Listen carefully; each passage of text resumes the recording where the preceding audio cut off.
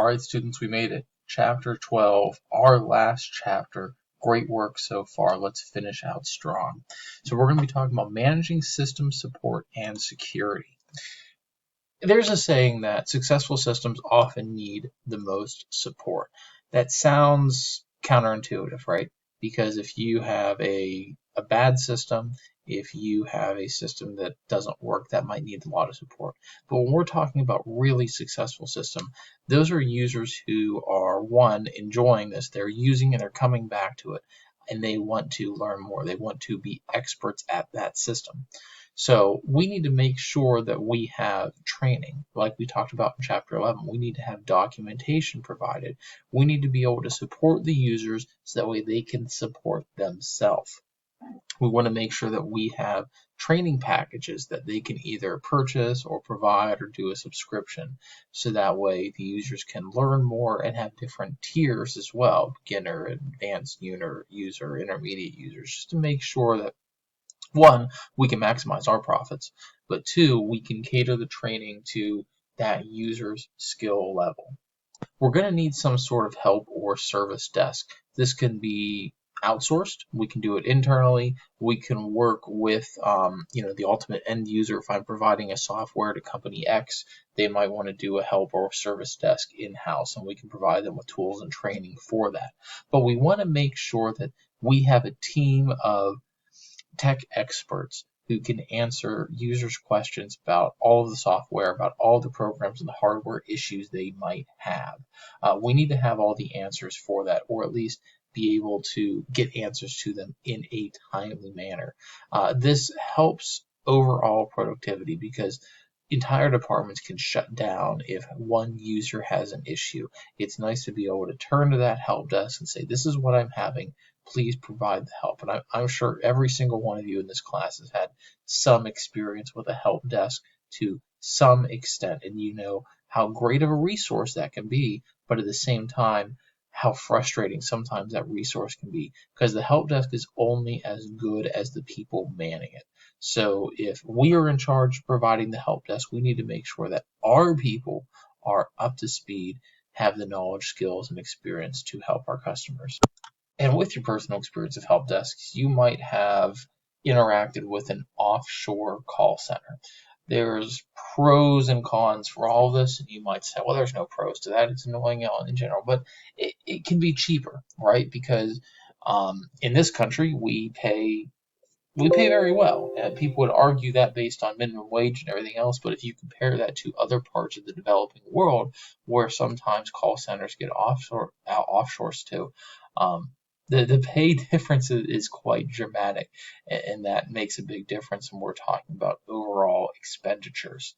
So we want to make sure that we're not doing it just to save money, because, like the second point says, customers may shop elsewhere if the quality of tech support decreases. You could have a really great program, but if I can't get my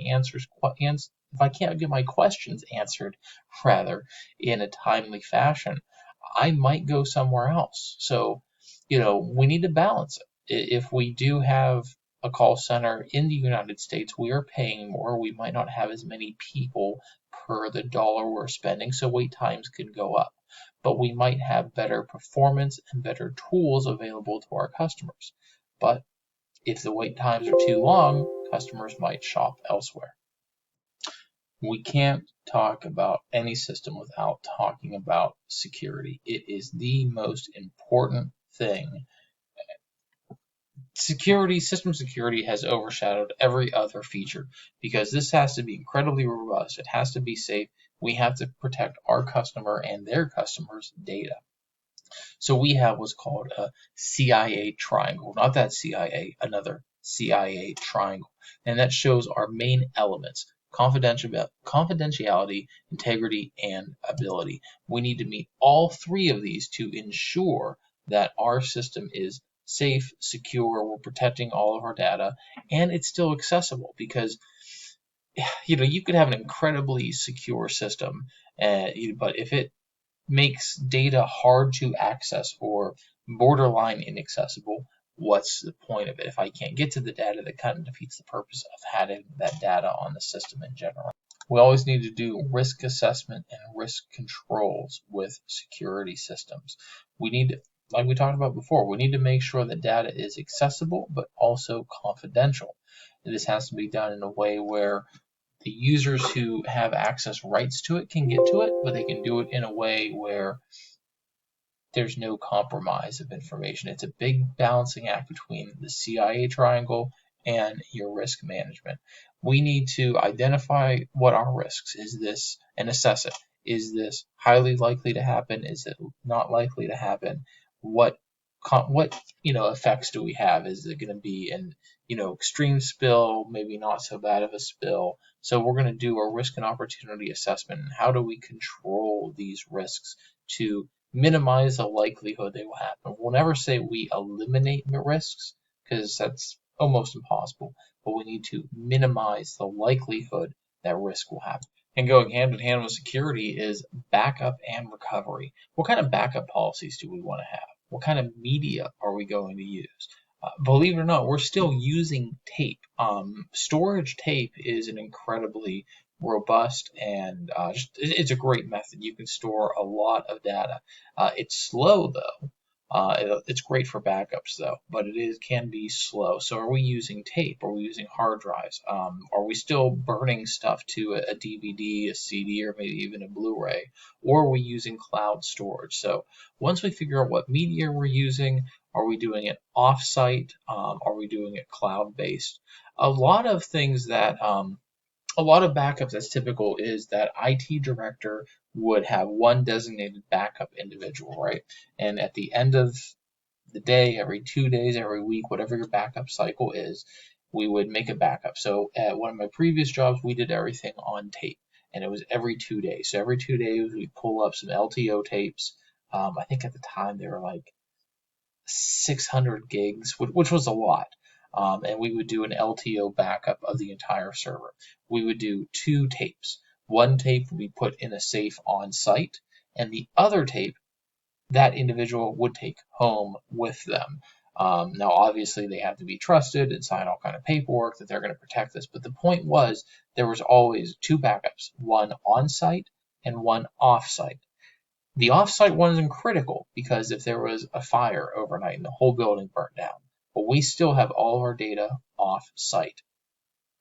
Some companies that maybe have multiple buildings in a city or maybe multiple buildings at one site. Think of like St. Francis, we have multiple buildings on one site. We might do a backup and put it in another building. Or we might have 2 servers, one in building A and one in building B, and after the backup's done, those LTO tapes get swapped over. That way, if A burns down, building B still has A's backup. A lot of different types we can do it.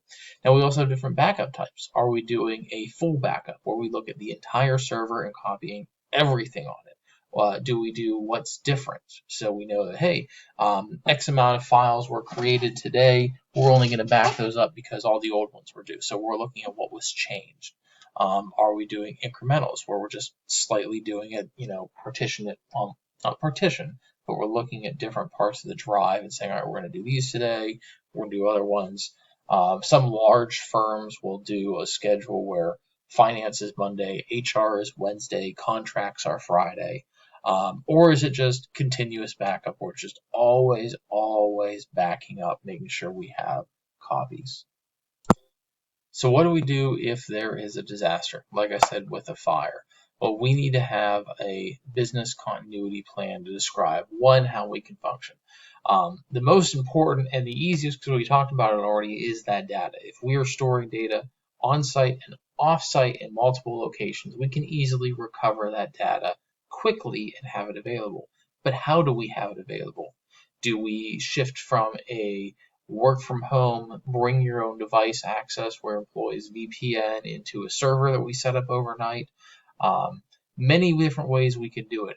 And business continuity plans they're interesting, right? Because this is where we need to convince leadership to say, we need to accept something bad is going to happen, and we need to have measures in place to mitigate that. In certain areas, that's easier said than done, right? if you live, let's say, Louisiana coast where they get a lot of storms. It's very easy to convince corporate, maybe we need to have a cloud server up north somewhere where if we do send everybody home because of a hurricane comes, we can VPN in. Or maybe you are prone to a flooding or a fire area or an earthquake area. That's easy to convince. But if you're in an area that doesn't have a lot of natural disasters, this can be a little difficult to convince the leadership. But having business continuity plans takes into account our backups, our security, our accessibility. How do we do teamwork? If we're an agile pair developing company and we send everybody from home, how does that work? Do we have screen sharing software in place? You see, this just snowballs into much larger issues that we might not think about. Um, some large companies and some very smart companies, to be frank, they have business continuity teams, and their sole job day in and day out is to plan for worst case scenarios and develop this saving grace plan. So um, I can talk for hours on business continuity. I think it's a really great topic, and it's something that I'm starting to integrate into my day job. So that's going to wrap up our last chapter. Uh, I hope you enjoyed this class. I hope you're able to take skills and knowledge forward to better your career as a student and better you when you come out into the workforce. So if you have any questions for now or even later on, please reach out and let me know. Thank you.